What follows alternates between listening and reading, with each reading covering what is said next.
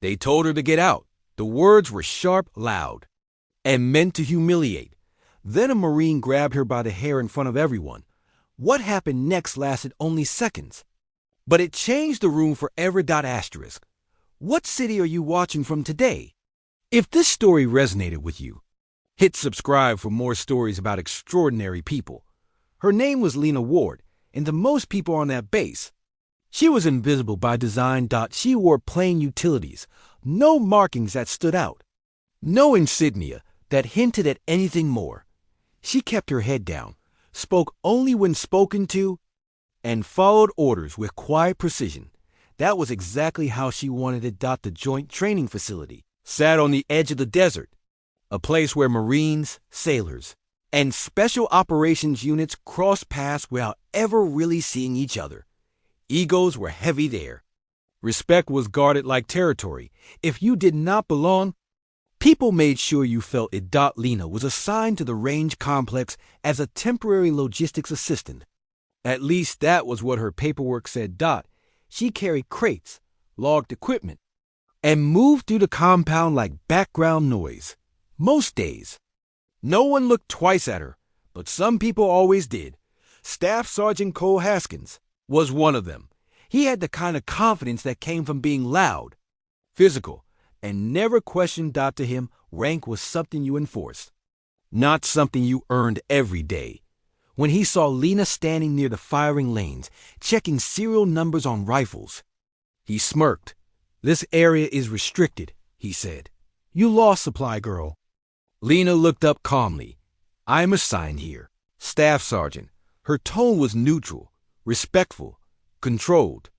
That was enough to irritate him. "You look assigned to a broom closet." You replied. "Move. You are in the way." She stepped aside, without argument. That should have been the end of it. It was not. Over the next few days, the comments grew sharper. Questions turned into accusations. Jokes turned into open disrespect. Some Marines laughed. Some looked away. Lena absorbed it all in silence. Did not know that she had spent years learning when silence was a shield. They did not know that. She had survived places where noise meant death. They did not know who she really was. The incident happened during a crowded afternoon. Rotation. Multiple units were cycling through the range, and tension hung thick in the heat. Lena was kneeling near a weapons rack, verifying scopes and torque settings with practiced speed. Haskins approached again, this time with an audience. "I told you to stay out of this area." He said. "Did you not hear me? Or are you ignoring orders now?" She stood slowly and faced him. "Sir, I am following my assignment." That word, sir, landed wrong. His smile vanished. "Do not call me that," he snapped. "You think you are clever?" He stepped closer, invading her space. The conversation drew attention. A few Marines paused. No one intervened. "Get out," he shouted. "Get out of my range." Lena did not move. She met his eyes, calm and steady. That was when he grabbed her hair. It was sudden and shocking. A sharp tug, meant to assert control. Gasps rippled through the group. Someone muttered her name. Someone else cursed under their breath. Lena reacted in less than a crawl. Second. She pivoted, broke his grip with a clean, controlled motion, and dropped his arm with a pressure lock so precise it froze him. Mid-breath. Her movement was not angry. It was efficient. The entire range went silent. Haskins stumbled back, pain flashing across his face, confusion replacing arrogance. Before he could speak, Lena reached into her collar and pulled out a thin chain. Attached to it was a badge. Not a decoration, not a patch. A sealed trident, worn discreetly, scarred and real. Her voice was steady when she spoke.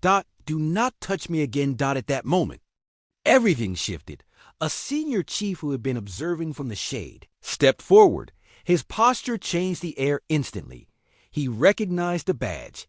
He recognized her, Chief Petty Officer Ward. He said sharply. At ease. Haskins went pale.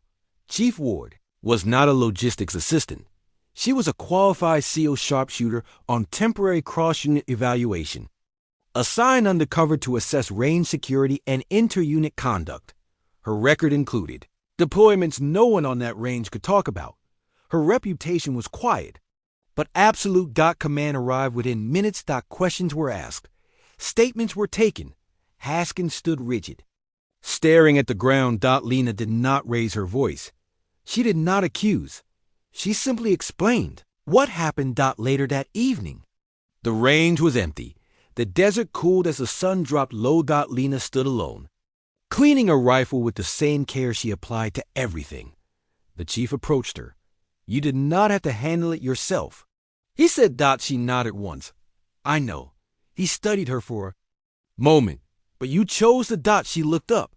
"Sometimes people need to learn where the line is." Haskins was removed from the exercise pending disciplinary action. The official report cited conduct unbecoming, abuse of authority, and failure to maintain professionalism. No one laughed anymore. Word spread quickly, but quietly people started to look at Lena differently. Not with fear, with respect. She returned to her work without ceremony. No speeches. No victory. Because for her, the moment was not about revenge. It was about dignity. Strength does not always announce itself. Sometimes it stands quietly, waiting to be tested. And when pushed too far, it responds with clarity, not chaos. The lesson lingered long after the range reopened. Never assume silence means weakness. Never confuse humility with lack of power. And never forget that the strongest people often carry their rank on the inside. What did this story make you feel? Where are you watching from? Subscribe to Soul Relief Stories for more real stories that heal the heart.